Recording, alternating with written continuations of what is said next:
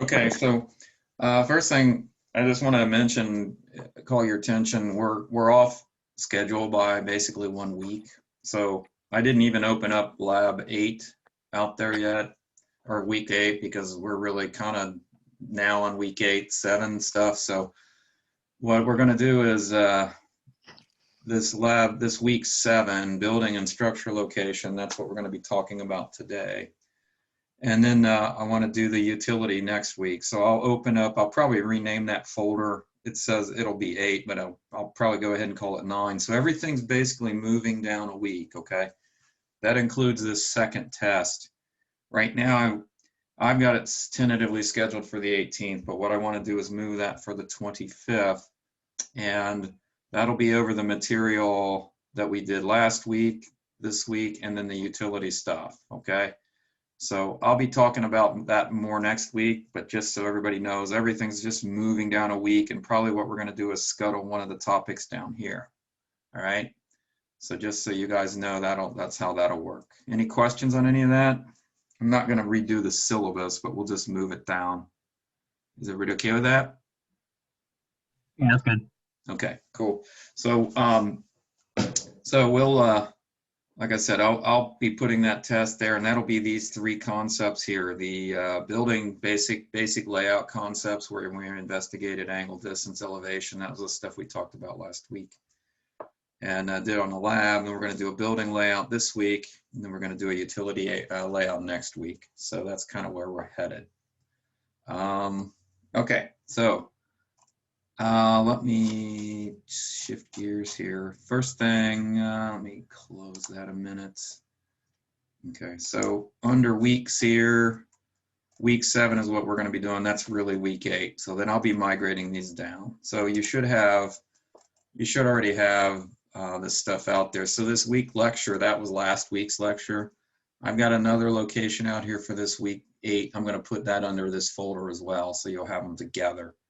So the one we're going to be looking at is this lecture handouts for 7. So if you want to open those up, those will be what we'll be going over here in a minute, okay? And then it's got the chapter reading sections, and then there's really this homework problem, excuse me, and we've really already done this problem, but I'll probably review that again today. And then the major topic of talking about this week will be in chapter 19, so you can read those sections out of that, okay? All right, so the first thing I'd like to do is talk about the quiz. The quiz grades are out there.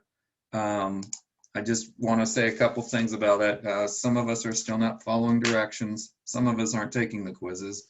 I mean, that's up to you. If you don't want to take them, they're not that many points, but you might see some of these back on the test, so I think it would be a good idea to probably do those quizzes.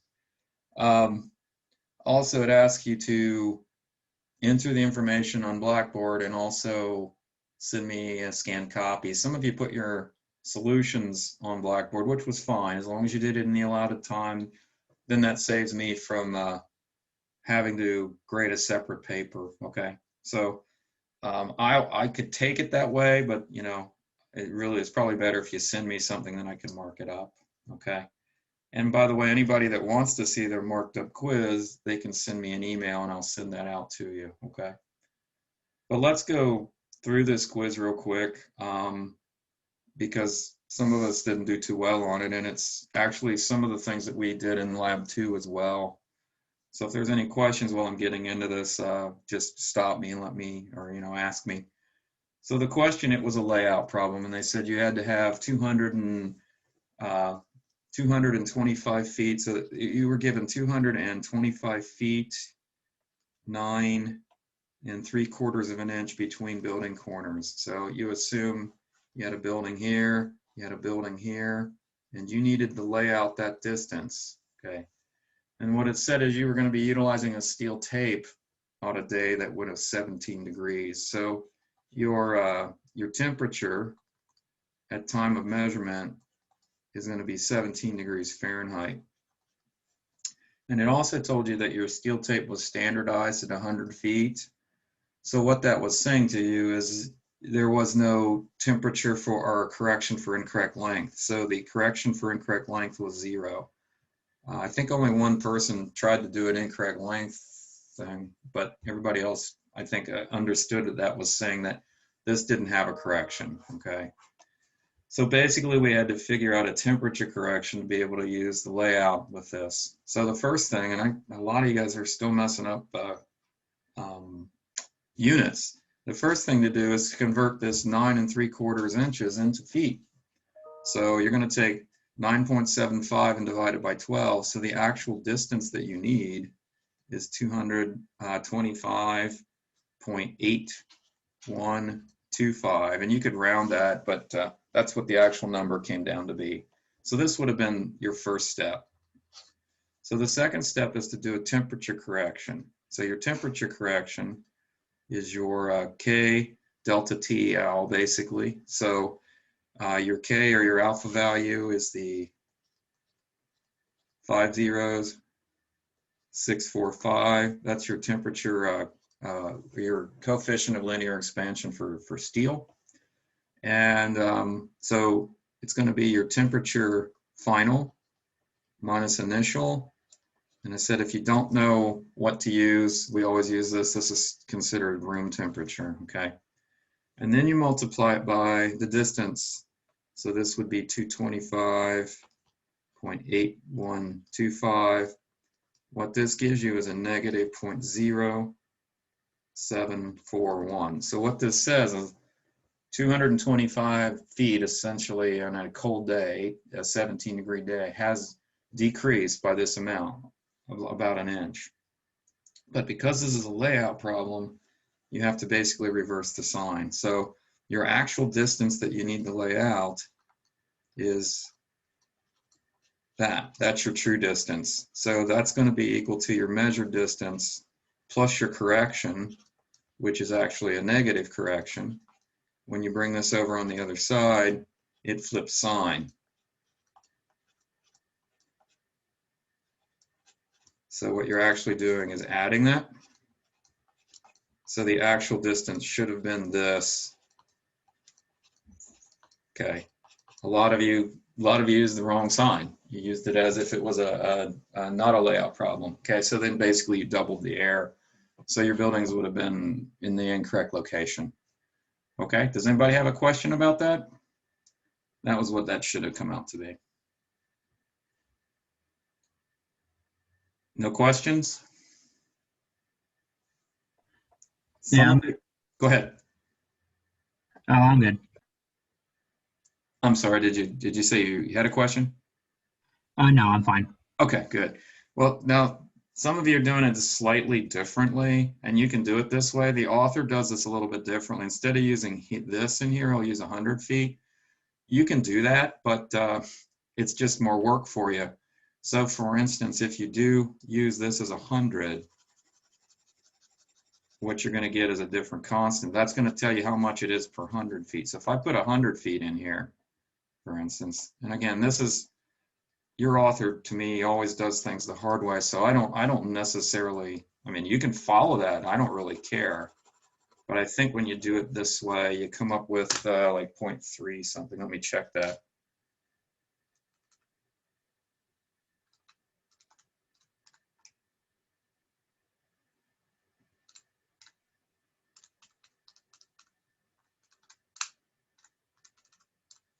So what you basically get if you do it this method, it tells you that for every 100 feet that you're traveling with your chain or your tape, you're basically 0.033 feet out.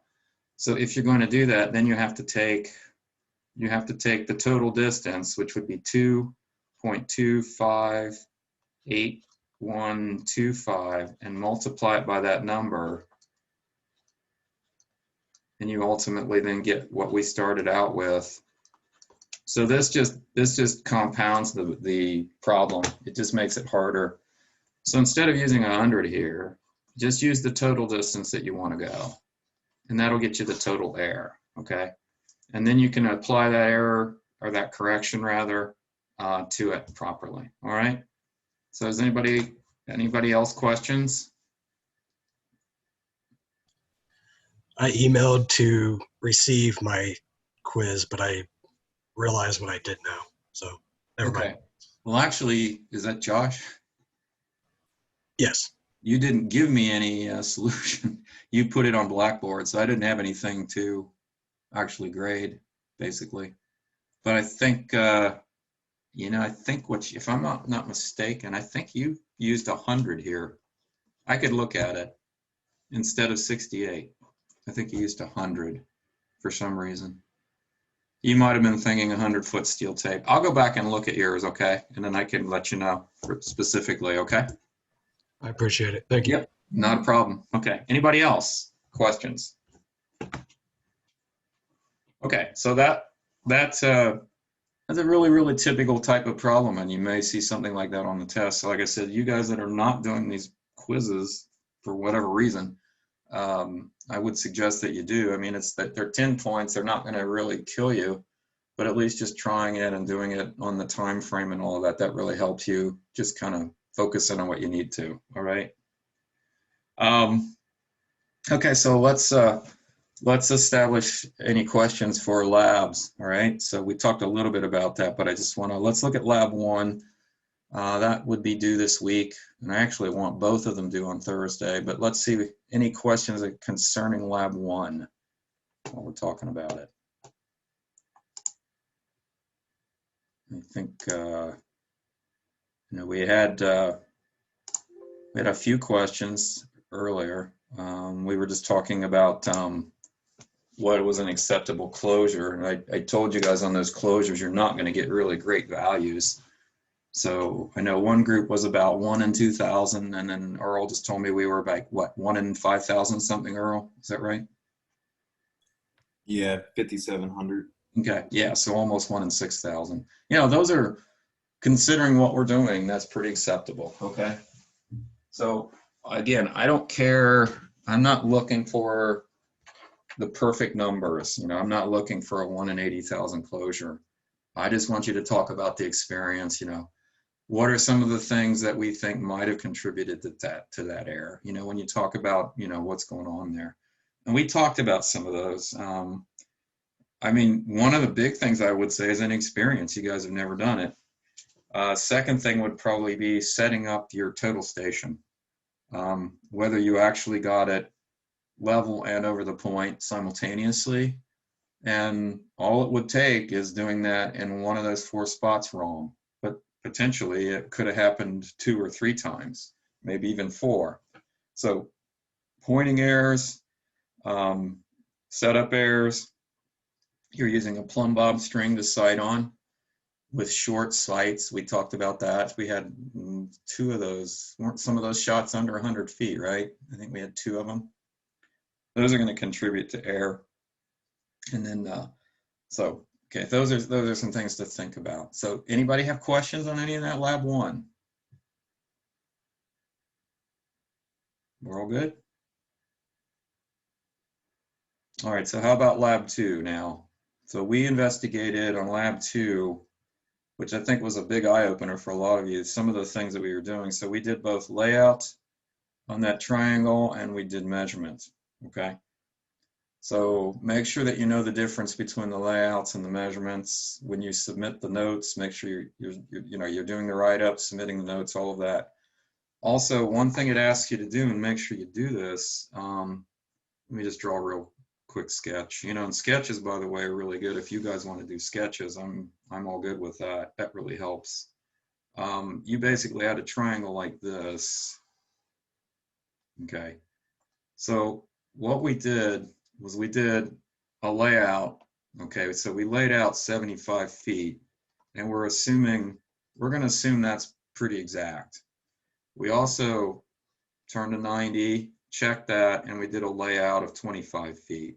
Okay, so we're going to assume that both of these are good numbers. Okay. Now on this right here, we also did a measurement. So I'm just assuming, let's say I measured that. So that's a measured number. I want you to do a temperature correction on this number, okay? So you need to do a temp correction, and you need to apply that temperature correction, and I want you to compare these 2 numbers, Okay. Are they the same? Are they not the same? Why do you think they would be not the same? Those are the things I want you to talk about. Okay, if you haven't already looked at that. So that's important there. Then we set up and we did a measurement on the hypotenuse. So we occupied the vertex here, backsided that. So you should come up with an angle here, theta, and a distance on your hypotenuse. That's your hypotenuse. And so I want you to assume you had exactly 25 and 75. You measured this out in the field. You can compare it to the calculated distance, both in terms of distance and angle. I think one group actually ended up setting up here, so their angle's going to be different, so make sure you do that. Okay. Any questions on that piece of that lab 2?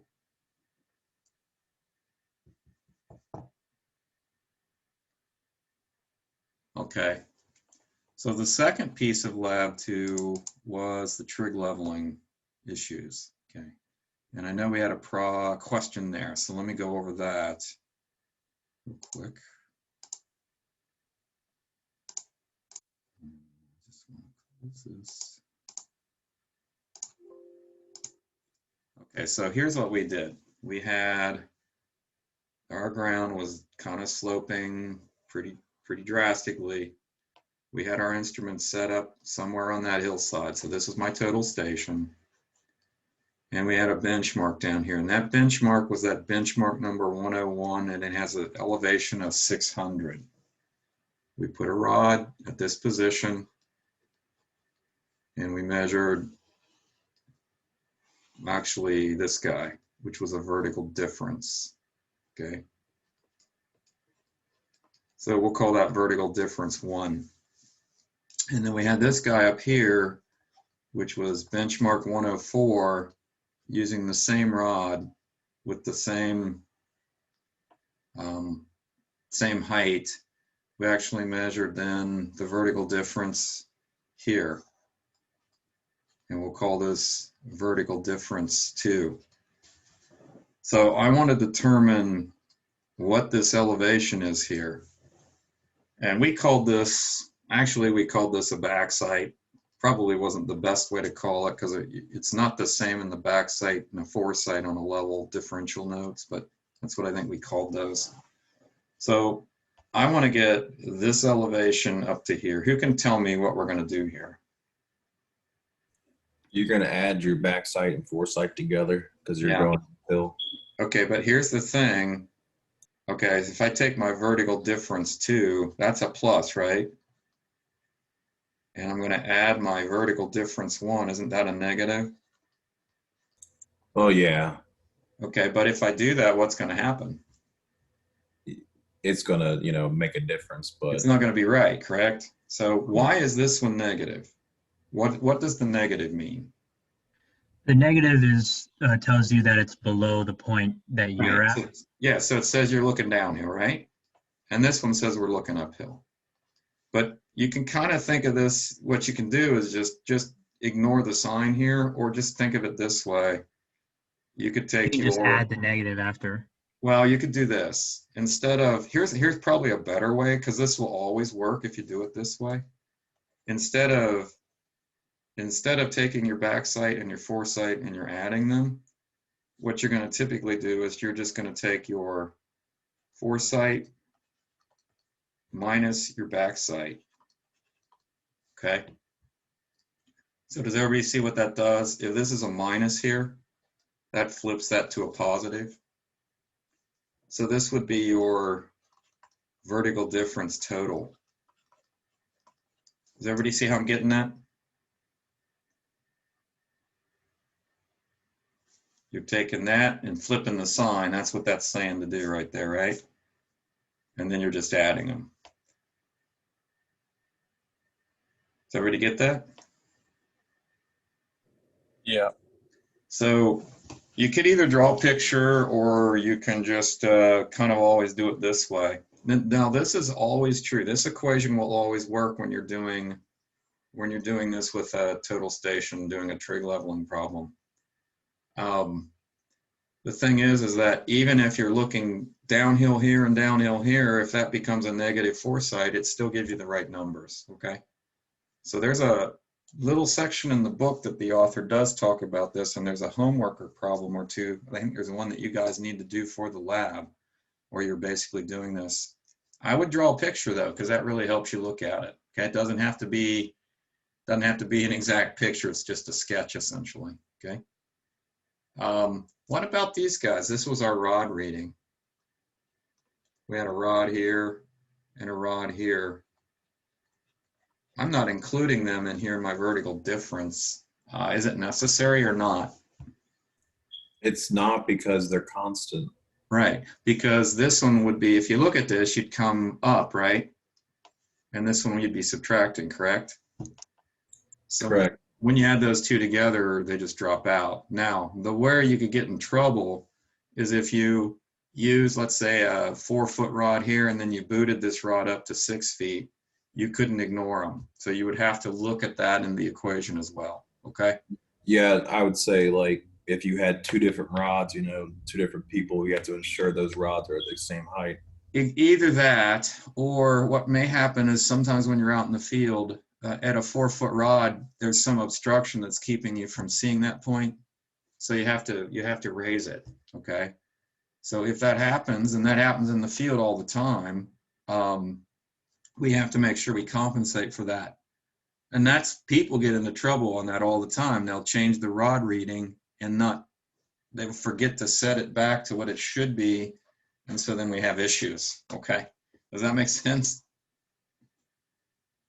So that can be a big deal. Any questions on that? What you guys should have found is that running your loop differentially and doing it trigonometrically, these numbers should have been pretty same. You know, the number you came out with your differential loop and the number you came out with your trig leveling was not, or should be pretty close. Did any groups find that to be true? I know 1 or 2 did because I checked it with you.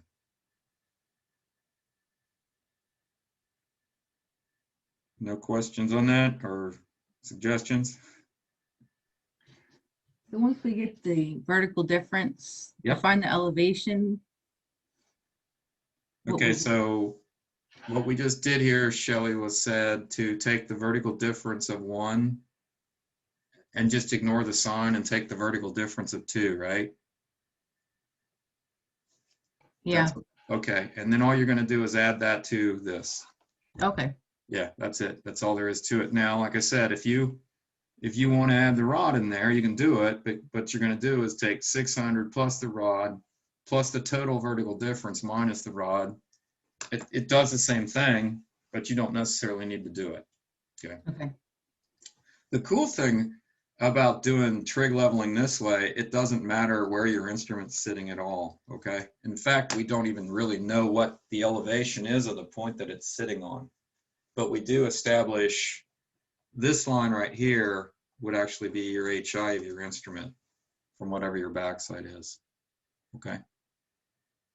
So if you were looking uphill, you'd have a plus to establish the backside. You would have to subtract the vertical difference. So really, whatever the backside reading says on a trig problem, it's always going to be reverse, okay? Those are the things you have to watch. Does that make sense now? Shelley, I know you had a question on that. Yeah. Does that. When we look at that diagram, it really tells you what's going on, right?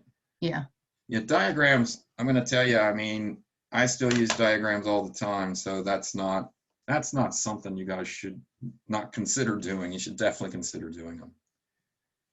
All right, so how many people had pretty good loop misclosures when the differential level? I know one group had 0.02 of a foot. That's a really good number. Anybody get any closer or better than that? Anybody have 0 or 0.01? Any of the groups? Anybody have a large misclosure? I know one group was about 1/2 a foot. Anybody more than that, 1/2 a foot? Yeah, if my math is right, I got 0.63. Okay, so when you say if your math was right, did you add your I- back sights and your foresights? Yeah, I added up my back sights and I added up my foresights and the And you're difference. getting the 0.6 whatever, right? Yes. But you should get the same misclosure when you run your numbers through your loop, okay? So that should be a math check. It is. Okay, I all right, so then that's because I what you're came up getting. with 599.370. Yeah, so that's definitely what you're getting then. Okay, so here's the thing. You don't know where that occurred, okay? But if you check your loop I think we did that, didn't we, Earl? Didn't we check 104 against your trig? I'm not sure exactly. Well, my point being is if you do get a number from 104 with your trig leveling, and you can check it with your loop misclosure, if 104 agrees with the differential loop, that means you blew it from that point on. And if it's wrong, then it was wrong in the initial part. So in other words, you may have blown it in the first part of the loop, or you may have blown it in the second. But the bottom line with any loop misclosure is you typically cannot tell where it occurred. Okay, so the problem with that becomes that if you've run a loop and it's out, you just got to redo it. Okay. A little problem that I had, I was out in the field one day. We were running control in for a subdivision that sat up on the top of a hill, and our bench was down by the river, by the Ohio River. So we ran all day. We ran numbers from the bottom of the hill up South Avenue, and then we were going to get it into the inside. Halfway up through that loop, I recognized that our rod operator wasn't putting the rod all the way out.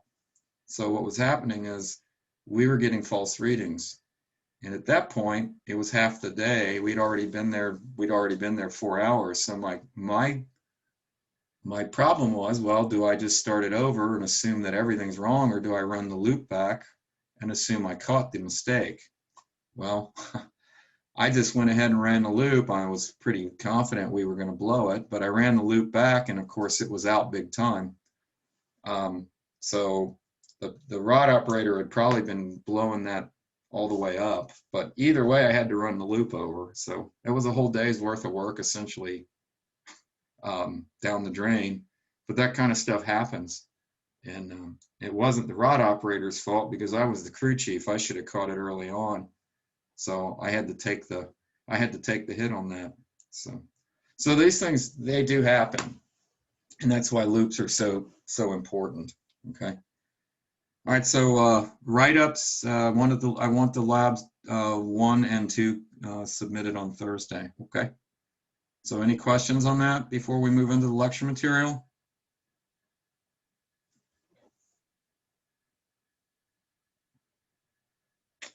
Okay. So well, I'm going to clean this picture up, because we're probably going to be coming back to here on a couple things. So let me clean this up. I'm going to go into my PowerPoint stuff. Like I said, if you guys have this 7, we're going to be looking at those lecture notes there. So you can open those up if you'd like. So what we want to do is talk about layout concepts in general. So let's go ahead and go from the beginning here. And I want to look at basic layout concepts, a couple of things that you guys need to think about. So you got to remember, do both measurement and layout, but primarily we're looking at purely layout, which doesn't always just happen purely layout. And then we're going to go take a look at the use of control. Now, I have also in these notes a duplication of laying out control. We're not going to go over that. We've already beat that to death. So we'll skip through that piece. In establishing control. But what I want to focus in are layout concepts or techniques. And then I want to talk a little bit about how stakes get marked out in the field, so that when you see stakes, you can know how to mark them, but also what they mean when you're looking at them. Okay. So let's start out talking about some layout techniques. So again, this is primarily in your chapter 19. Not all of chapter 19, just primarily 19.2 to 1921. So that's kind of the thing we're looking at. So when we talk about layout now, you're talking about using this concept to lay out what we call two primary things in construction. what people refer to as line and grade. So normally when you're doing layout, you're either doing one or the other or both. So a lot of times when you're doing a layout for a project, you're giving them both line and grade. Okay, so usually one without the other is not going to be enough. So you usually have to do both. But the way we do it is a lot of times is we'll provide the line first and then the grade second. So what do we mean by when we say line? Because it doesn't necessarily mean a line, but it just primarily refers to a horizontal location of some kind. So actually, when you say line and grade, your line could actually be a curve. They just refer to it as line. But what we're providing is a horizontal location. And we're usually given that either in terms of northing and easting, XY, or station offset. But when you're giving that person, whoever you're doing it for out in the field, you're basically just providing a stake for them in the ground with a tack on it. And that's their XY location. And when we refer to grade, that's your vertical location on that stake. So in terms of elevation, or what we might call Z value. Now, the sets of plans that you're dealing with usually are giving you the northing and easting, the X and Y, and the station offset information. But again, what you're giving them is a stake in the ground. And when you're looking at the grade or the vertical location, the plans will give you a Z value or an elevation value. But what you're going to give the people out in the field is typically what's called a cut or a fill. So that tells them how much to come up above that stake that you've given them or how much to go below it. Okay. So line and grade, again, line refers to horizontal, grade is vertical. And what you're basically providing is a stake that just has that information on it. And I'll show you today how to put that information so it's relevant to people that are using it. Now there is a newer process out there that is typically referred to as machine control. And in this process, all of the information, line and grade information, is in the format of like a AutoCAD file, essentially. You could think of it that way, which is downloaded to the machines that you're dealing with, like your track hoes or your graders or your dozers. And those then have GPS servos or motors that are linked to GPS antennas that basically guide the system for them, and it raises and lowers your blades and all that kind of stuff. So you're getting that same concept of line and grade, but it's all coming from the coordinate system that is downloaded to the instrument that you're using, and then the satellites are providing that information based on, location. In that case, if you're using machine control, there are no stakes in the ground. Everything is just coming essentially from the sky, if you want to think of it that way. So your stakes in the ground are essentially your satellites up above you. So that's a lot more sophisticated way of doing things. So we're gonna be looking at the grades, what we call line stakes and grade stakes. Okay, so when we do any kind of layout, there are going to be some rules that we're going to think about. And by the way, I should mention too, the next weeks we're going to focus in on these layout concepts. So we're going to be doing line and grade for several different things. The first one we're going to be doing is a small building. And this could apply to a small building, large building, or a structure. So the techniques I'm going to show you this week are going to be really relevant to any of those things. You could use them for highways and roadways, which we're also going to be taking a look at in a couple of weeks. You could use it for pipelines, utilities, which we'll be doing next week, large structures, things like dams, bridges, all of that. Pretty much still uses the same concept. Okay, so that line and grade concept. So let's take a look at some rules of layout now. You'll find this in your book. It's under section 19.5. But there's some really nice things to think about here. So we want to look at primarily about 6 or so different things we want to look at. So the first thing is you always want to lay out from critical to non-critical dimension. So in order to do this, you have to understand what is critical and what's non-critical. And you have to check the plan. So in other words, the person that is really interpreting this has to know what exactly that means. But for instance, if you're doing a large building that has elevators or several elevators in them, one of the first things that is laid out is the elevator shaft, because that's the critical dimension. So if you push other things in from the outside into where that elevator shaft should be and things don't come together, nothing's going to work at that point. So a lot of times they'll lay that elevator shaft out. That's your control, and you work out from that. So you always have to check plans for critical dimensions. And again, some of that is just experience, or somebody's going to tell you that, hey, that needs to be laid out first. So that's not an easy thing to understand, layout from critical to non-critical. So that's something you have to look at. So typically then you might want to begin at the middle and work out, and that way then you can have your errors tend to distribute in both directions. So for instance, if we look at what I'm kind of saying here, this is a nice process to take a look at. Let's go back to here. So here's kind of what I'm saying. If you have a highway and your highway, you've got a center line, that's the center line of my highway. And I've got features that I'm laying out off of that. So for instance, this is my center line of my highway. And let's say you have, let's say an edge of pavement. You have edge of pavement locations. Let me draw another line here. Let's say I have an edge of pavement here. And I have another edge of pavement here. And notice the center line is not truly center in this case. So that would be what they call an eccentric center line. So what this technique is saying is, okay, I just lost my tools. Let's see.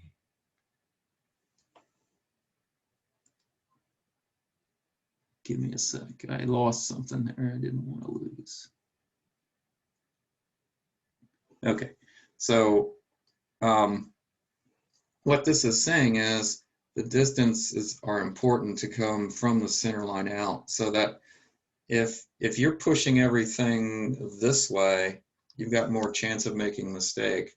But by going left and right of that center line, what that's doing is keeping the critical dimension, the center line is your critical dimension, intact, and it's just pushing left or right from that.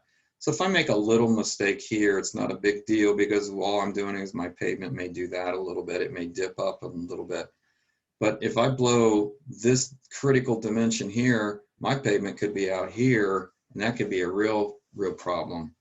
So we always kind of work from the beginning of something, and we work out from that. And then your errors tend to distribute in both directions instead of being pushed in one direction. And that's true a lot of times with, like, say, buildings and those kind of things as well.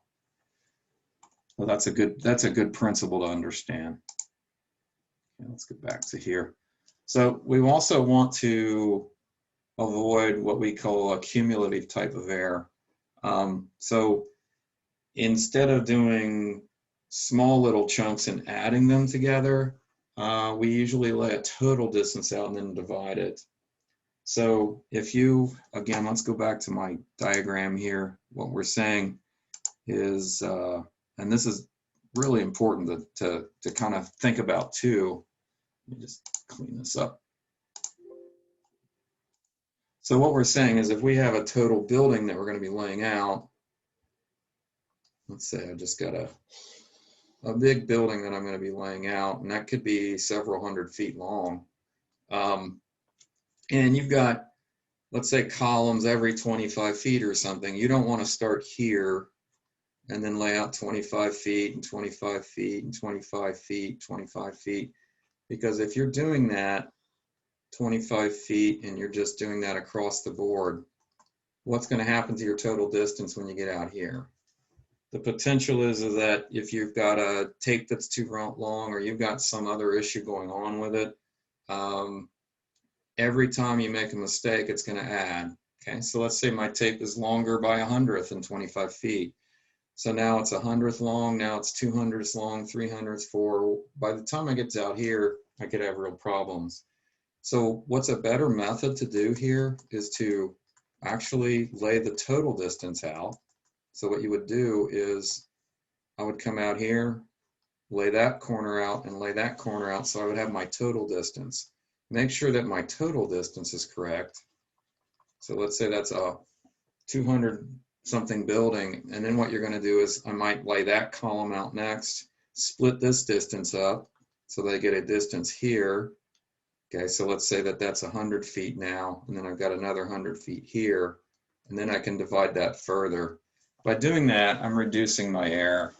Okay, so always get your total first and then break that total down into incremental distances. Don't lay it out with incremental distances. And like I said, a building, like a steel high-rise building, the way they do it is they have what is called a column line. So they have a column line and another column line and another column line, and they give you distances. So you don't lay out each column line separate. You lay out end to end first, and then you break it down. Then I can isolate that error. Okay. Does everybody get the idea? Yeah, that makes sense. Yeah, and actually, if you think about it, it really does make sense, okay? So you'd never use the incremental small values, okay? Always big. So you're always kind of laying out from the outside to the inside kind of thing, okay? All right, so another couple of rules of layout. These are pretty important. You always want to use a long back sight and a short foresight for angles, okay? Well, now we've talked about this quite a bit. But this definitely reduces your pointing errors or your sighting errors. As a matter of fact, you can create a long distance if you're out in the field, even though you may not have one. So here's an example of that, what I mean by that.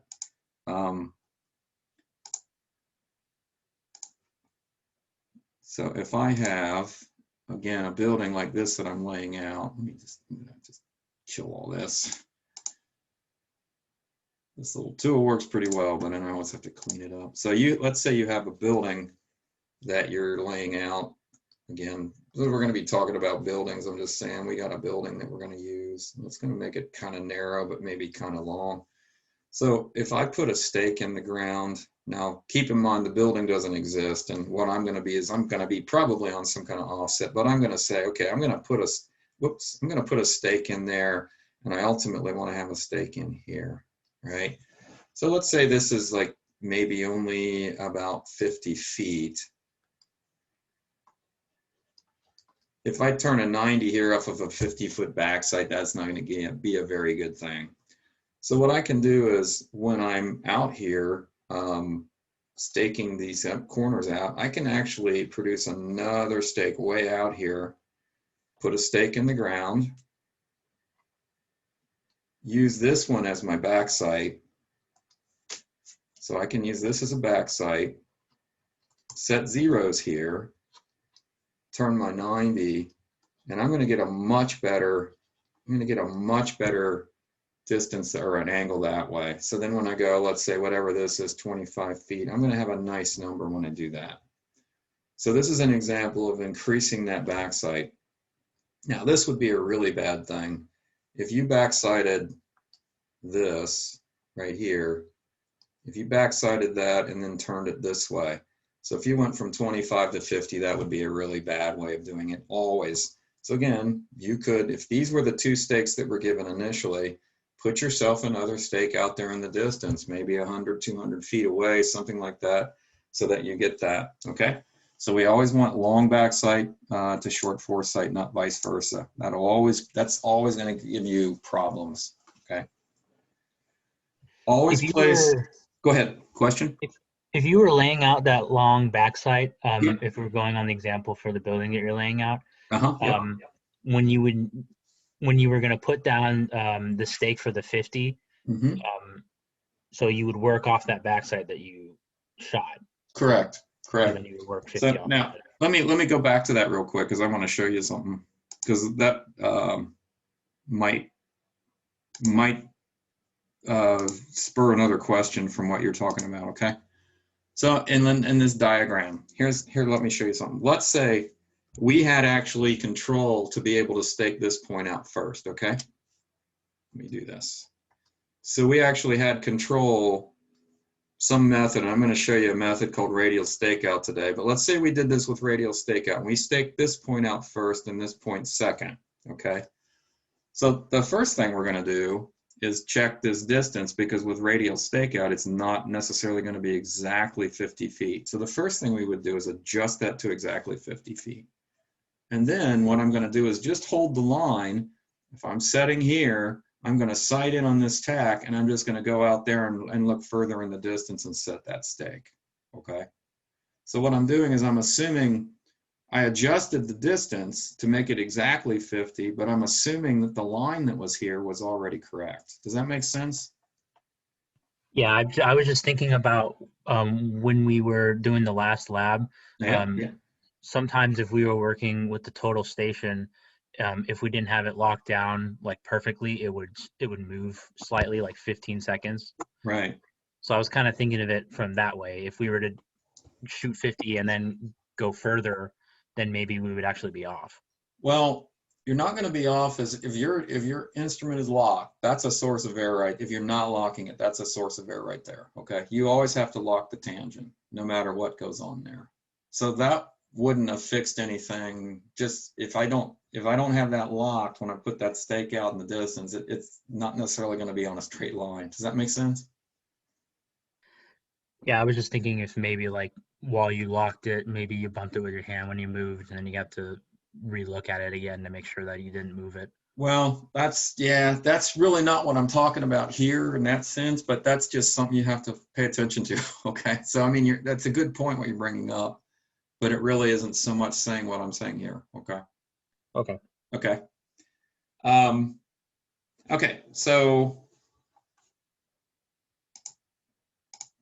the next thing is try to keep more than 2 points on a line, especially if it's a line that's going to be a very important line, like a building line. So when they put in, again, a steel building, the first thing they have to do, of course, is excavate the whole location. And then they put in what are called bolts. And they have a bolt pattern where each column gets placed. And that takes some time to dig the hole, and then they have to put the footer in, and then they have to put the bolts in, and then you have to come back and check all the bolts. Well, you don't want to just have 2 stakes there because they're going to be gone. So in a case like that, what this is saying is have more than 2 stakes, essentially, that you can refer back to, so that when you're out there, you're not reinventing the wheel, because you may not get exactly what you need. So here's what we're saying on this. And this is a really, really good thing as well. Very strong concept, a good concept, actually.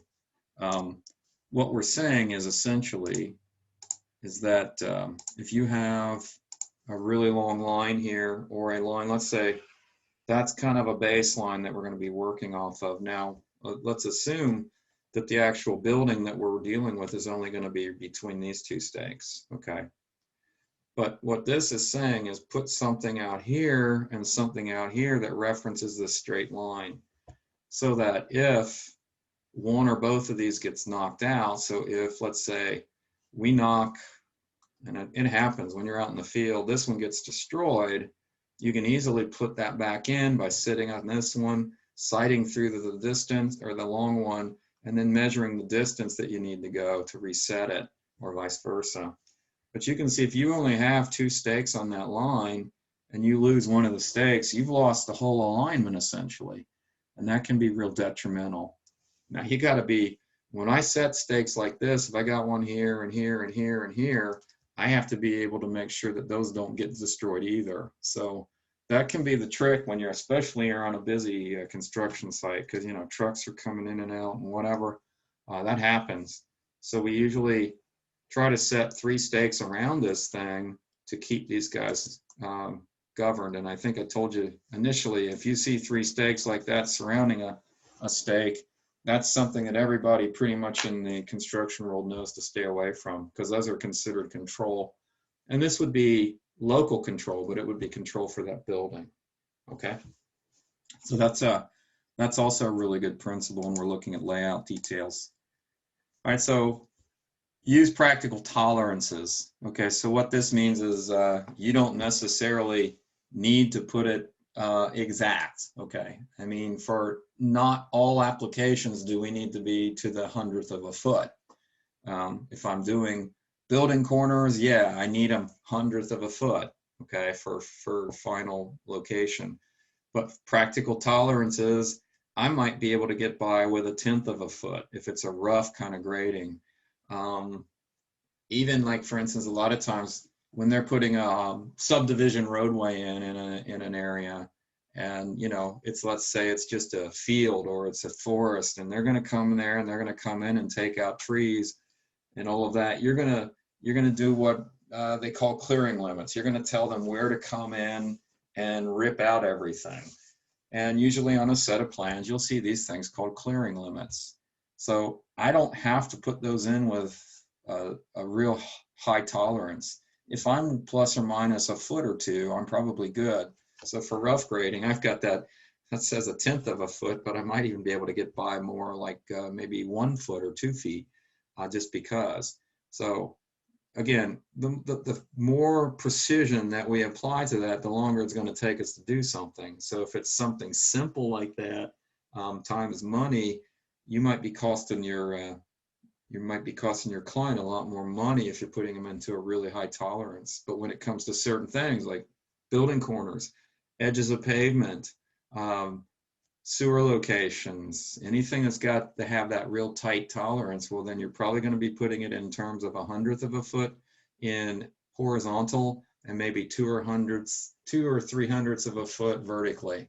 And usually vertically is going to be a little bit less accurate, precise anyway, because they're not going to be able to build it that close. But horizontal line rather, is usually going to be really pretty tight. So that's kind of important.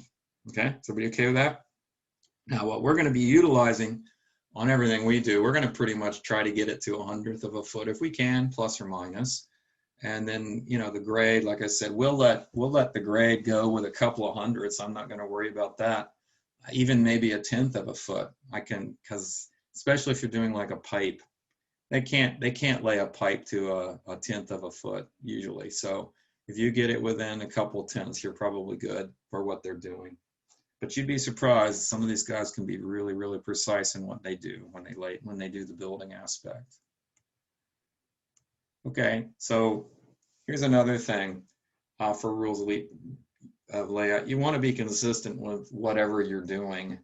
You want to use always consistent offsets. So now what I'm talking about here are what we call offsets horizontally. So when we place the stake, and I'll draw a picture here in a minute, but when you place the stake, you don't put the stake right at the feature, because obviously, especially if it's going to be a building corner, the first thing they're going to have to do is dig that stake out, because the foundation has to go in and you have to place a footer typically as well. So I'm going to have what we call an offset. So I'm saying for building corners, you might use a 10-foot offset. For back of curbs, now a lot of times they'll use 3 feet. But you want to be consistent so everybody knows what's going on, because if you put a different offset, that can throw people. So I'm going to show you some examples here. Let's see.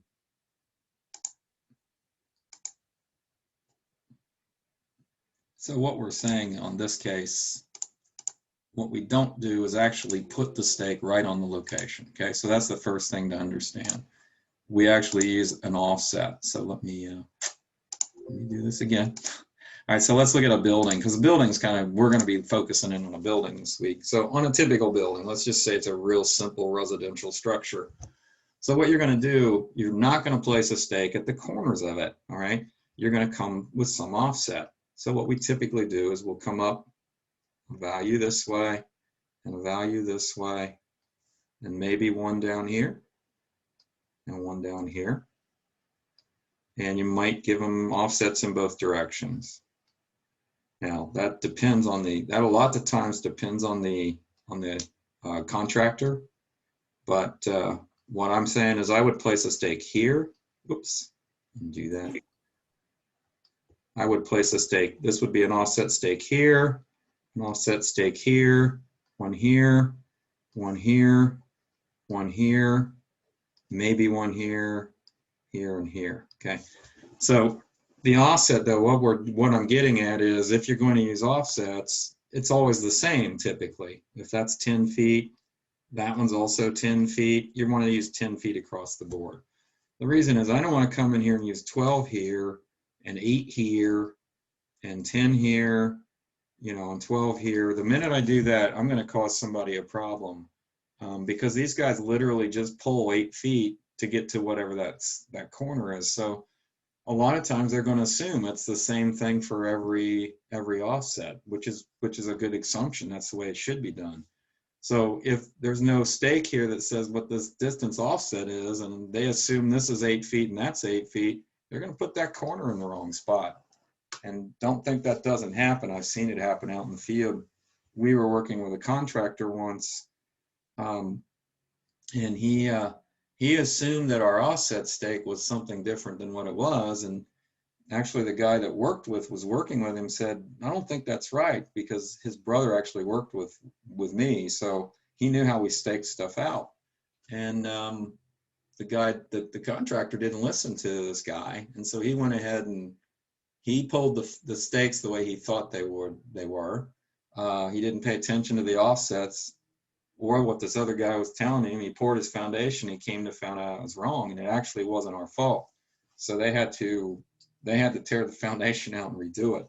So that's an issue. But things with inconsistent offsets can do problems like this. Okay. And a lot of times we don't do offsets in 2 directions. Usually a lot of guys just use an offset one way like this. And we're going to do a building this week that's going to be similar to that, except we're not going to do double offsets because a lot of people don't do that anymore. But the stake that you typically don't put in that ground is let's see. You wouldn't want to put a stake right there. Okay. Why is that not giving me that? All right. Well, anyway, that's how that works. All right. So what we're talking about, being consistent, and again with highways, I don't know if this will work for some reason. It doesn't want to. Nope, it's not working. Yeah. Let's see if this one works there. Yeah, you have to figure that one out.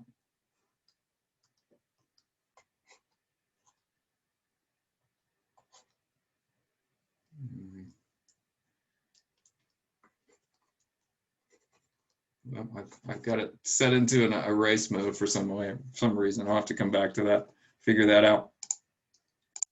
Okay, so the other thing is you always use consistent staking. And the way consistent staking works, you typically have your stake that you put in the ground.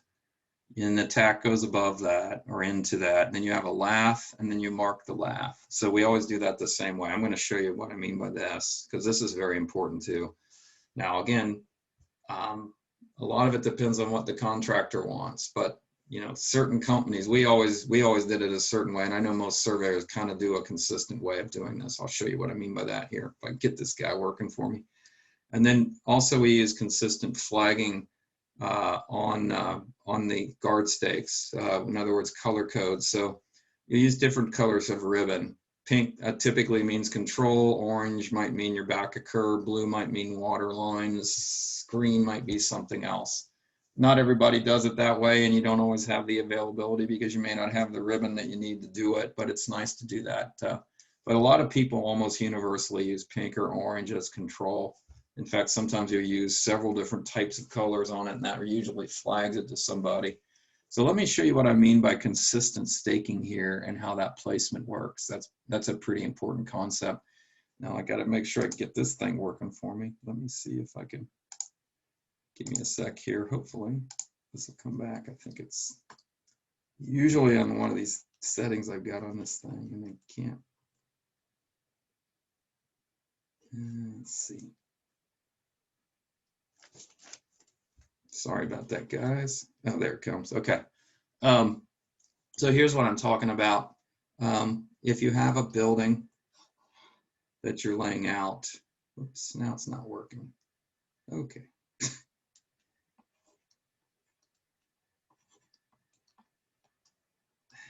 All right. Sorry about that.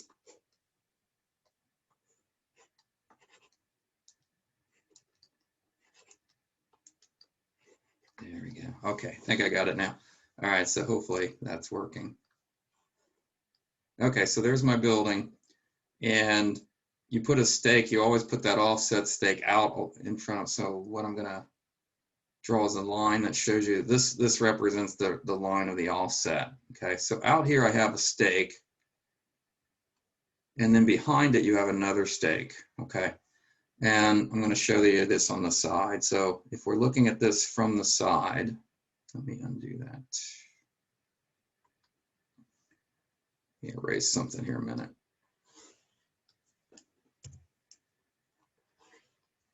So we're looking, in this picture, we're looking down on, like say from an airplane. And so this is actually the stake. Oops. I'm having all kinds of problems today. That's the actual corner of the stair. That's the actual point of the stake that's important. So if we're looking at this from the side, let's say this is the existing ground. Now my foundation is going to be down here, but I don't have that in yet. Okay, so this represents where that foundation is going to be. So out here, I've driven a stake in the ground, and I have a tack in that stake, and this distance from here to here is your offset distance. So that might be 10 feet. Behind that, you place a lath that has ribbon on it, and that'll always face towards the direction of the offset. And on that ribbon, you're going to write information that'll show that person, whoever's doing it, what information they need to see from that. But what you always want to do is have the stake facing in the direction of the offset, so that when the guys come here and they pull that distance, they can just look up and see that stake. Okay, so stake, this would be the corner that you're actually trying to locate. That's this guy right here. This stake represents that stake.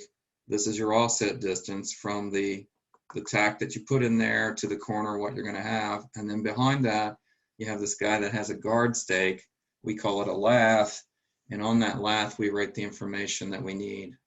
Let me show you the type of information that you would see on a stake. Let me see if I can draw this properly. Not having real success today. Okay, so let me get out of this mode. So our stake that we've got in the ground, this would be what my stake would look like. And I'm going to have at the top, what I'm going to have typically is what the offset is. So typically what I'll say at the top of the stake, 10 feet. So some people might say 10 feet offset, they might say 10 feet to the corner, whatever. They would usually put 10 feet. Then they'll tell you what this is. Like, so if it says building corner, it might be 10 feet off building corner. If it's to a, let's say an edge of pavement, it might be edge of pavement, but it could also be a station. So for instance, this might say 1 plus 0, 0. What that means is that this is at station 1 plus 0, 0 to whatever you're doing. So this is your offset.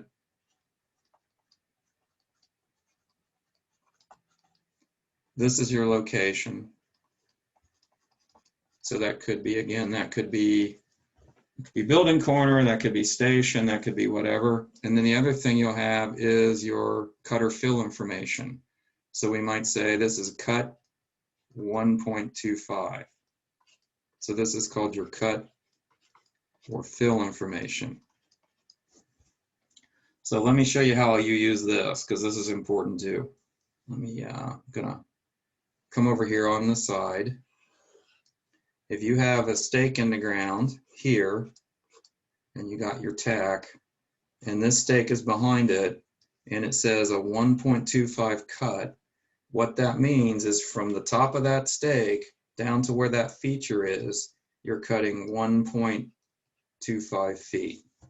If that would say fill, then that means from the top of that stake, you would come up this way. So this would indicate a fill.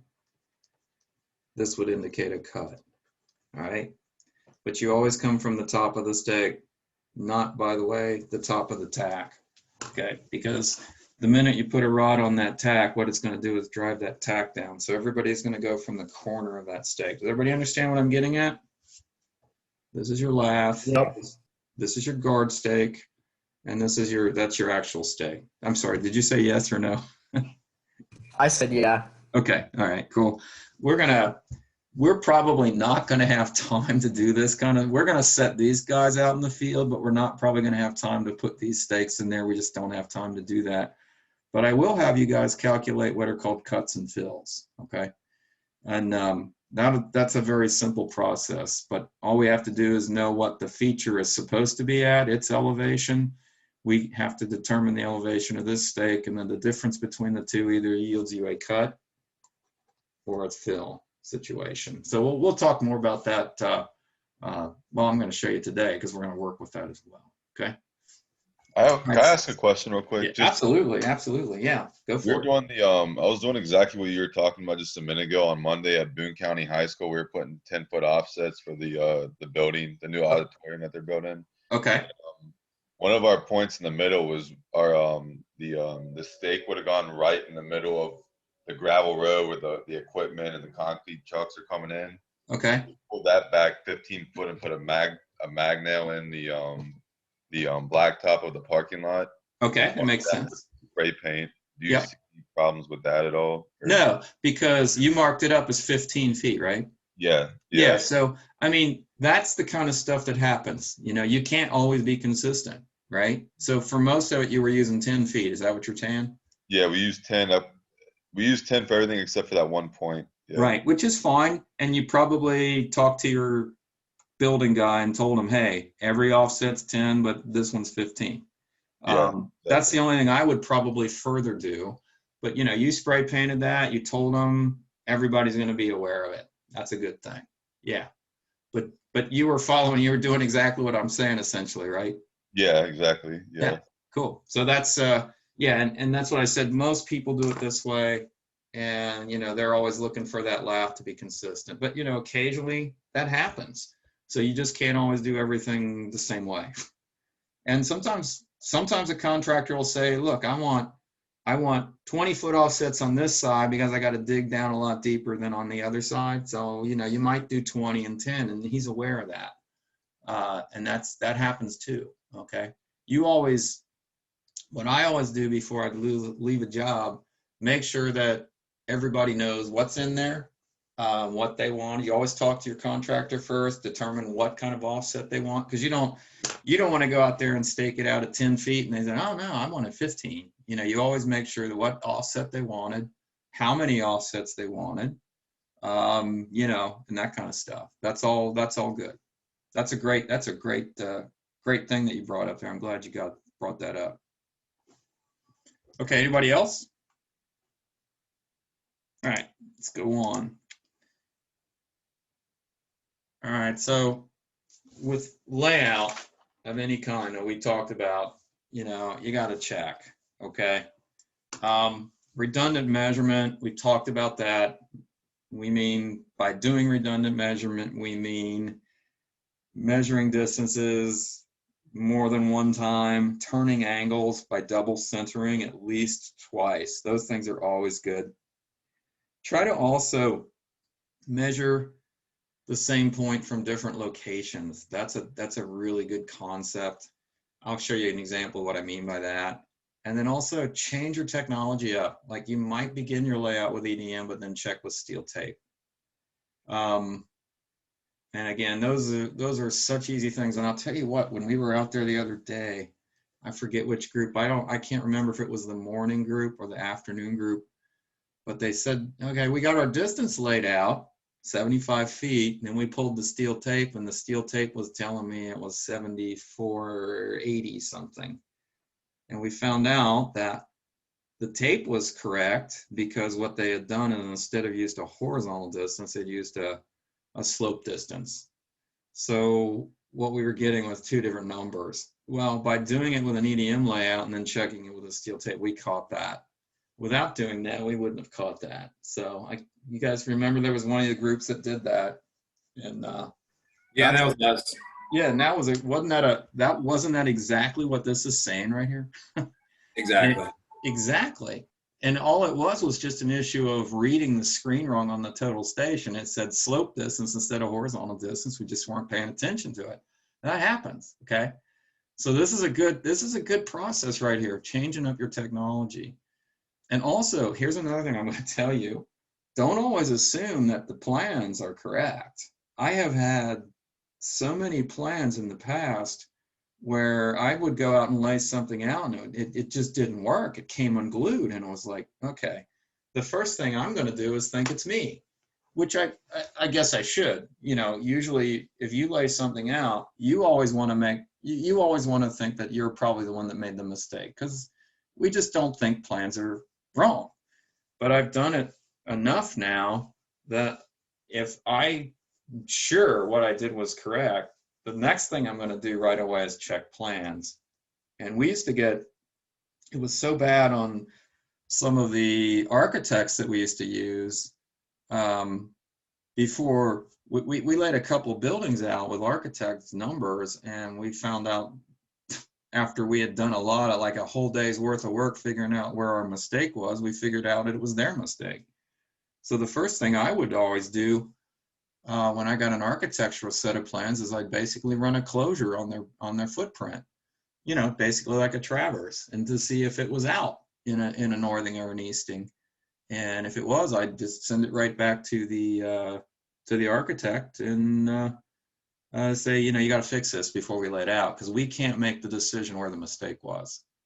But you got to get used to that. And I've had highway plans that had all kinds of mistakes in them. So it happens. It definitely happens. Now, I would think nowadays with design software, it probably happens less, but it definitely does happen. Let me show you an example here of measuring the same point from different locations.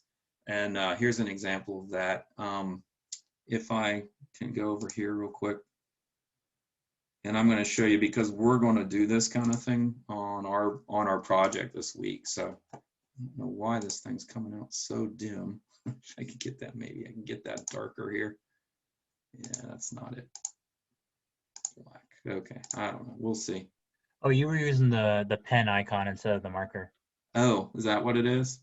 That's it. Yeah. Okay, thank you. Thanks for pointing that out. Sometimes it's hard to see the forest for the trees. I agree. Thank you for that. All right.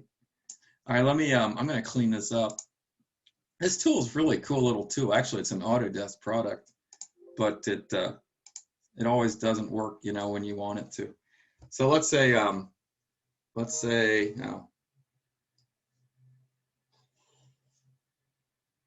Yeah, there you go. So let's say that's our building. So what I'm saying is we're going to establish that. And let's say we establish this corner here using a process called radial stakeout, which I'm going to talk about today. So radial stakeout really says, you know, you got a control point here. Whoops. I've got a control point here, and I've got another control point here. So I'm occupying, let's say this point, and I'm backsighting this point, and I know the angle and distance. So what I'll do is I'll set these two corners using a radial stakeout process. So what it says is, again, is I can determine that point, and I can determine that point from that control point and that backside. So I've done this using, I've established these 2 points using this point. So when I come up from another point, what I could do is, actually, if it's a real critical building, I could maybe come from another point, like say here, and occupy this point, backside that point, and locate the same points from a different location and make sure that they're within tolerance. Okay. Now you wouldn't do that with every project, because basically then you're doing everything twice and you don't always have time. But if this line is a super critical line, you might want to consider doing something like this, because that way that would definitely guarantee that your control's working and that what you're getting laid out is working.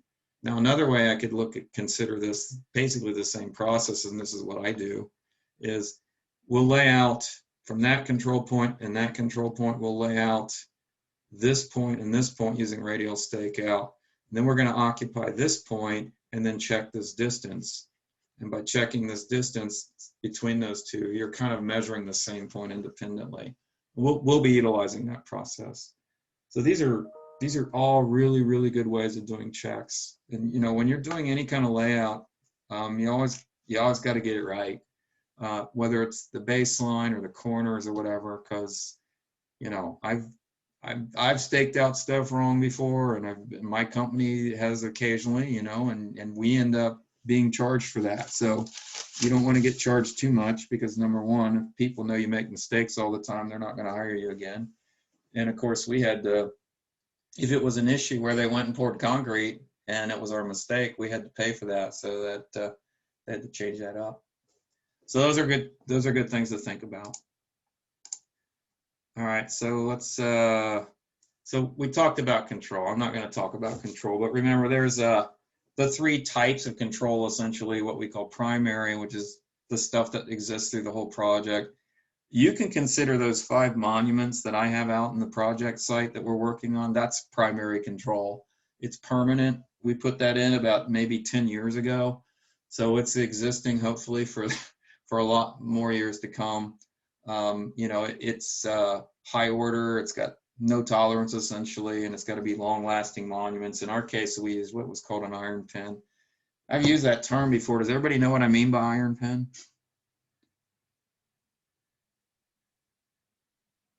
That's a common surveying term. Anybody know what we mean by that? Casey, you're a surveyor.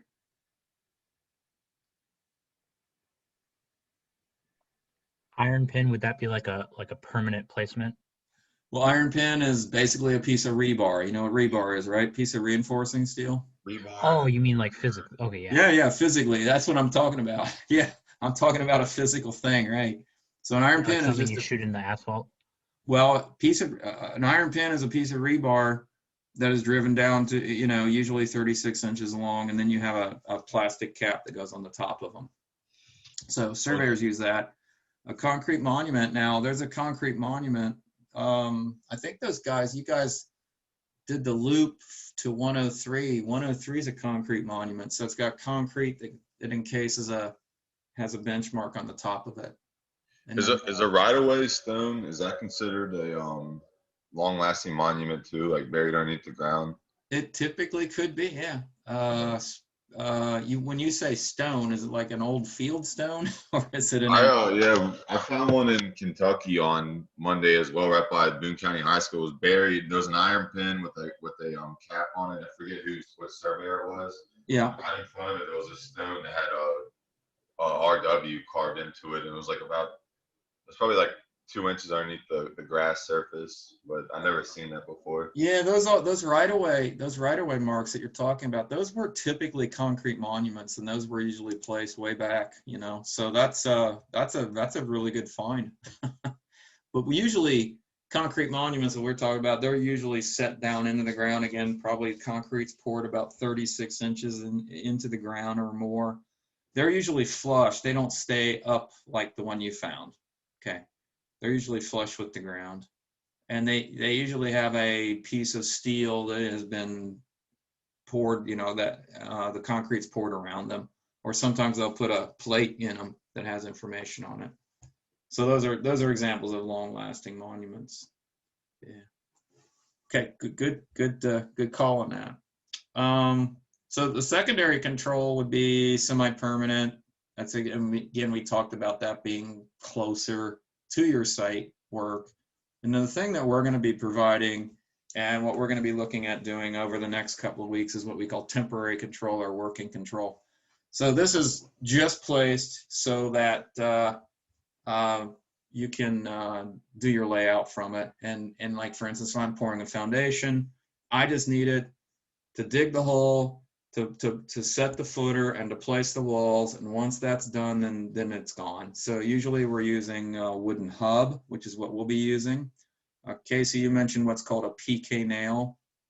They also use what's called a mag nail. Those are they look like roofing nails, essentially. They're a little bit different, but they kind of look like a nail, a normal roofing nail. These guys, this kind of control is going to be placed within 3 feet. If it's, like I said, curb, maybe 15.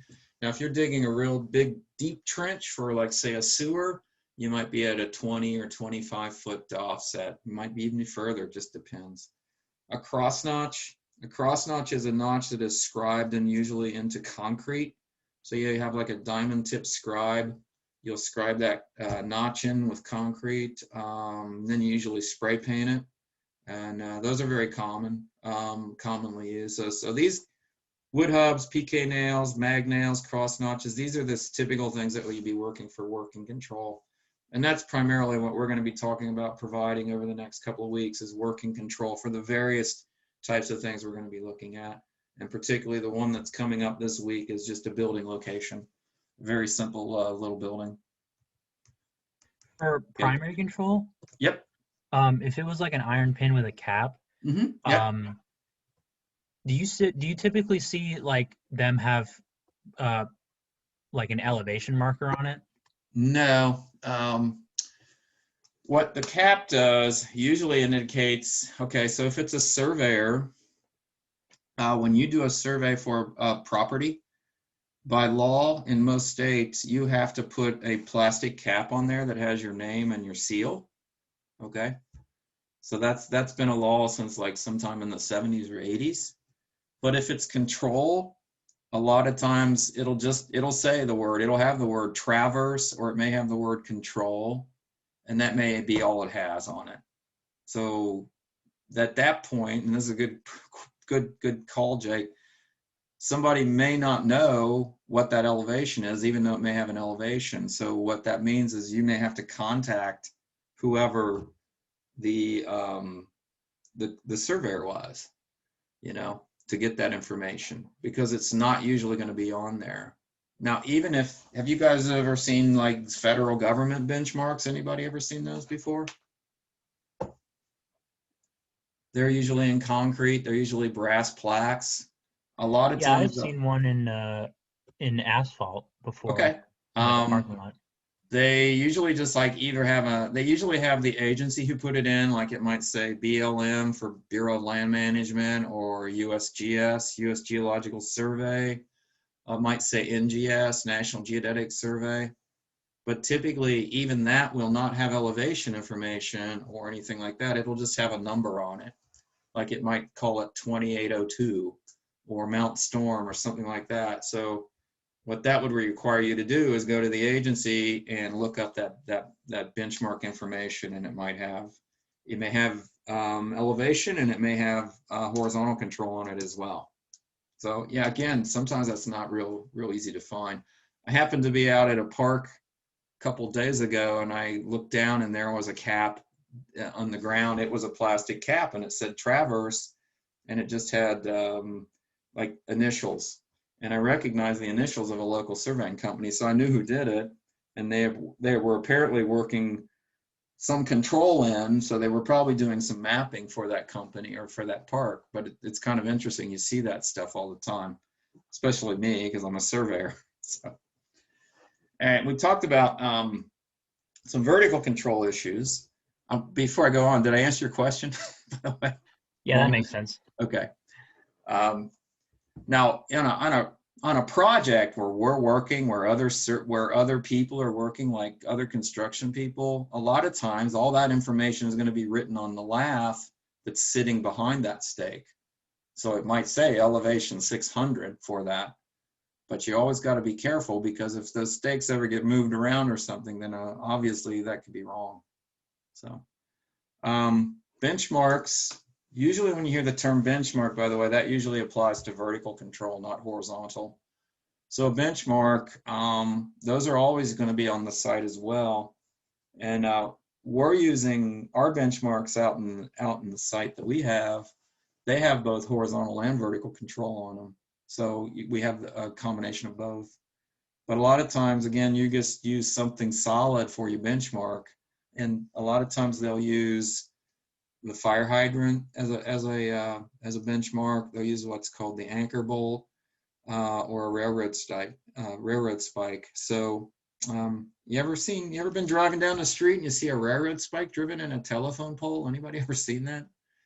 Like, who would drive a railroad spike in a telephone pole? You ever seen that, anybody? Probably not as common as it used to be, but those are benchmarks, and those are usually used by surveyors to set a temporary bench somewhere. course, Duke Energy doesn't like you driving those in there anymore. They probably pull them out. But that was very common. And fire hydrants, like I said, we use those quite often for benchmarks. Okay, we talked about these kind of things, but it is important to just mention again, with control, you got to preserve it, because you always try to set it out of the way of the construction, but that doesn't always work.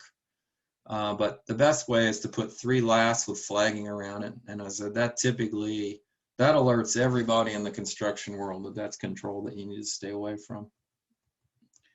Okay, we talked about all of this stuff, so I want to get into this next section that we're going to talk about here, which is dealing with basically layout, building layout, and talk about a couple of different types of layout. Let me go through this real quick. Okay, here we go.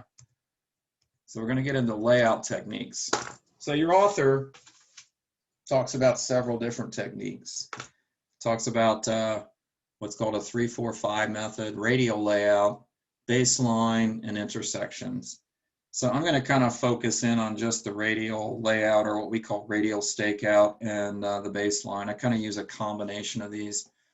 Intersections, I don't know anybody that does it that way, but that's where you're actually using 2 instruments. And anymore, that's probably not going to be done. The 5th type of method, you might call it, would be GPS. And what you're doing is actually getting guided to a location with a GPS antenna. Now, you got to understand, GPS is not going to be as good as some of the other methods, typically when you're just doing your working control. So it's great for control, big level control, but when you come off of that, it's better to place it with other methods. So we're going to focus in on the radial layout method and the baseline method. Okay, so the concept of the 3-4-5, this basically is just used to establish a perpendicular. And essentially, you're just relying on the Pythagorean theorem to check layout of an angle. Some people use this as a check. Some people, like some carpenters, will use this because they're not using an instrument that can turn 90 degrees for them. But unless you measure angles explicitly accurate, this method is not going to be very good. So the thing is, though, what you're saying is you have a triangle that just has a basic multiple of 3-4-5. Let me just go over here real quick. I'm sure you guys understand this, but just draw it real quick. Won't hurt. Let me come here. So what we're saying is you can utilize any triangle if it's a 3-4-5. So if you have this side, and this side, if it's a true right triangle and you're using those relationships, if this side is 4 units and this is 3 units, the hypotenuse has to be 5, okay? So what's kind of cool about that, if I double this, I can double that, then that goes to 8, 6, 10, or you can triple it, and it goes to 12, 9, 15. So you can use it in any order that way. But again, the physical concept is you have to measure these distances exact to get this to work. So that's the hard part. That's not real easy to do. There is a way you can do this with a steel tape pretty easily, but it's hard to use. So I would say from the standpoint of any modern layout and any type of surveying layout that we're doing, nobody's going to be utilizing this. This is not a very exact. So what we want to focus in on is this concept of what we call radial layout. And you'll hear me use the term radial stakeout.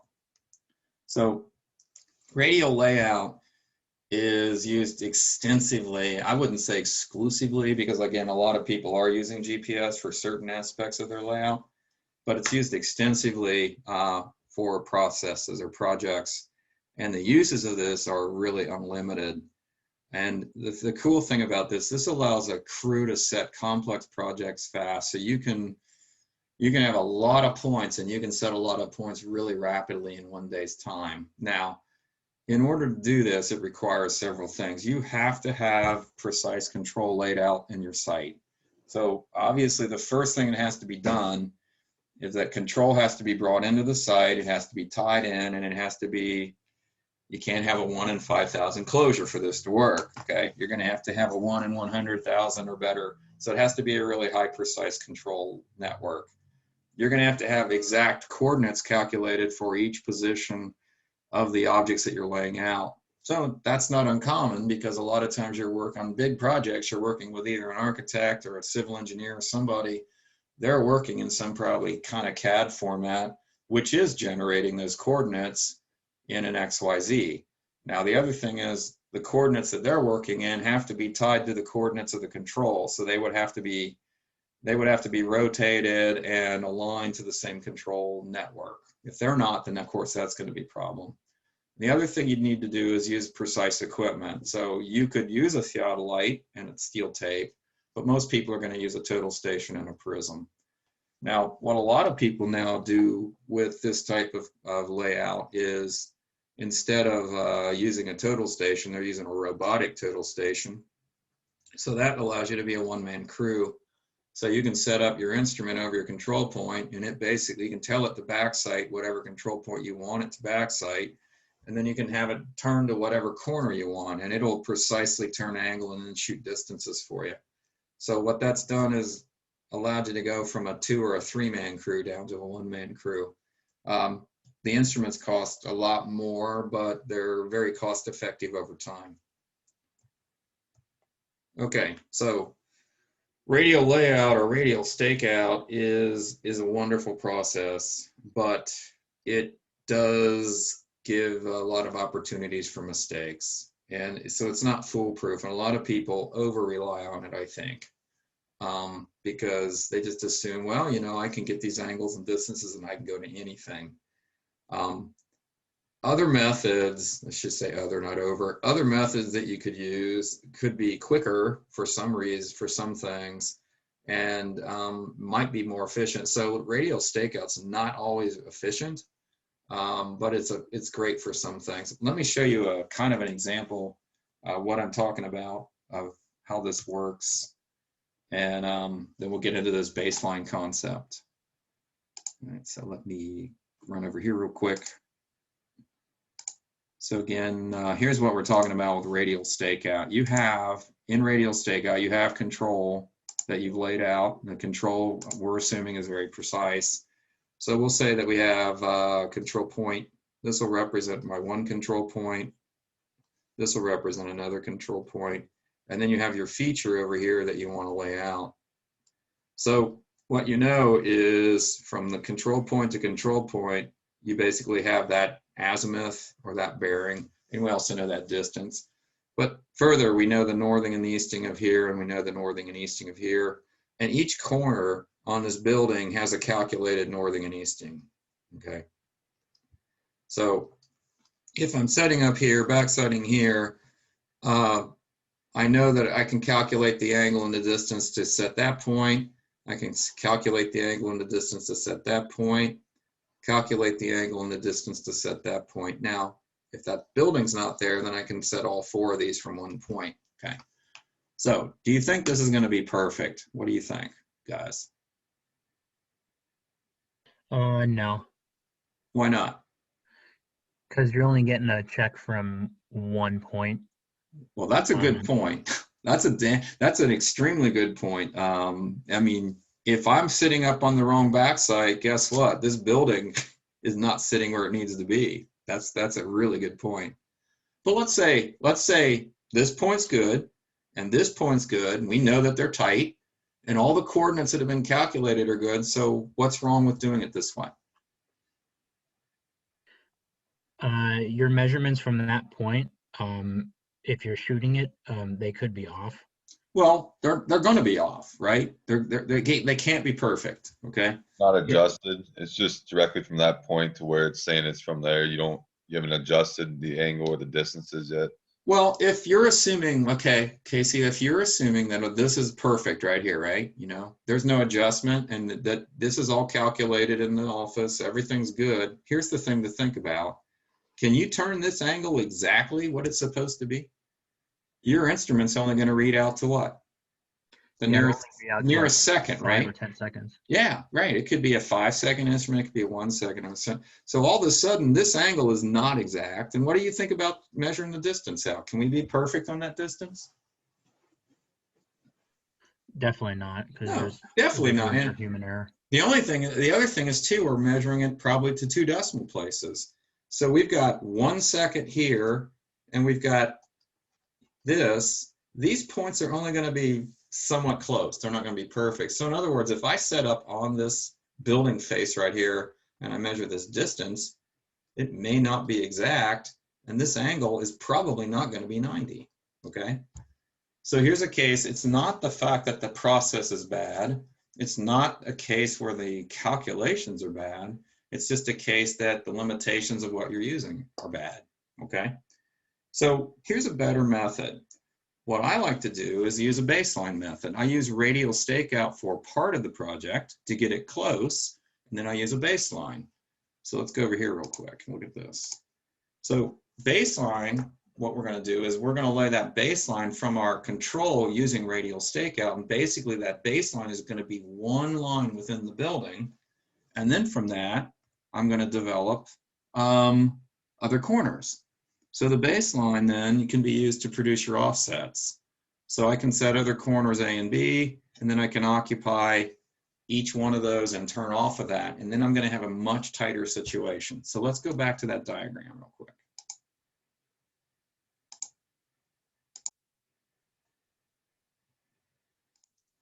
Okay, so instead of doing everything through radial stakeout, what I'm saying is stake out the longest corners with radial stakeout. So in other words, stake out this point A and this point B. Okay, so that gives us this baseline. So this becomes my baseline. We'll call that a baseline. So then, once I get A and B through using my control, then the first thing I'm going to do is set up on A and backside B and check this distance. If the distance is not correct, which it may not be, I'm going to make it exact. I'm going to adjust it. So what that does is gives me the pretty close location of where it should be, but then I can make this more exact. Does everybody get the idea? Would we, since we have 2 control points, would we do radial from both or just from one? Well, you could do it, but then you're getting to the point, well, it's getting real redundant, and then what could have taken half an hour is now taking 2. Okay, 2 hours. Could you do a resection if you have 2 control points in the road? Say we set the station in the middle of the yard where we can see all the corners of where the building wants, and then shoot a like a mag nail in the center line of the road, Right. 2 different mag nails in the center line of the road, and then do a radial from there. You can, and I'll talk about radial. I'll talk about resections later. Resections aren't the best thing in the world. Okay. All right. They're because you're creating control off of control. And what do we know about side shots? It's basically a side shot, right?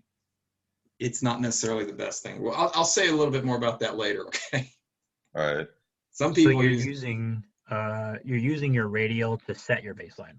Correct. So what I'm doing is I'm setting up my baseline. Now what I'm going to do is I'm going to say, once I get a distance adjusted, this line is tight now. That line's perfect, right? So now while you're setting up at A, you can backside B and turn a very good 90, come out here and set your offset, flop your scope and set your other offset, okay? So now we know that we have a great baseline, distance is correct, we've turned a really good 90 here, and we know that these 2 stakes are set good. We're gonna then occupy B, backside A, turn another 90, come out here, set our offset, come over here and set our offset, and now we have a really, really tight situation. So it might take me a little longer, but what I know is that when I leave that site, I know it's good. And I'm further going to check something. Anybody know what I want to check now? To make sure that I have a good rectangle. What's the easiest thing I can do to check a rectangle? Distance The between the length of corners. the sides. The distance from corner to corner, that's called a diagonal check. So what I can do now is I can occupy this point, shoot to this point. So what I'm going to do is I'm going to measure the distance from here to here, do a nice diagonal check. And in fact, whenever I laid out a building, I always did a diagonal check in 2 directions. Okay. There's your concept of redundant information. Not only is it redundant, well, it's actually not redundant, it's actually measuring a different distance than what was actually laid out. Okay, so this is a really good technique, and this is exactly what we're going to use. Okay, so this is called a radial stakeout with a baseline concept, and that's what we're going to be utilizing on this third lab. Does everybody get the idea? Yeah, that makes sense.